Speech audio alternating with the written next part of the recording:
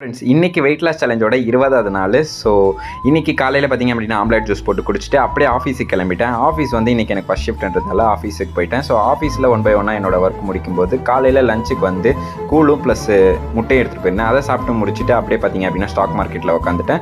So stock மார்க்கெட்டில் news வேணும் அப்படின்னா கண்டிப்பாக என்ன ஃபாலோ பண்ணி வச்சுக்கோங்க. அப்படியே ஒரு டீயை குடிச்சிட்டு மத்தியானத்துக்கு லஞ்சு ஆஃபீஸில் ப்ரொவைட் பண்ணாங்க. அதை சாப்பிட்டு முடிச்சுட்டு யூடியூப்பில் என்னோட டெய்லி ஸ்டாக் மார்க்கெட் அப்டேட்டை போட்டுட்டு அப்படியே கடை கிளம்பிட்டேன். ஸோ கடையில் பார்த்திங்க அப்படின்னா பார்ட் டைமில் வந்து ரைஸ் ஷாப் போயிட்டுருக்கேன்.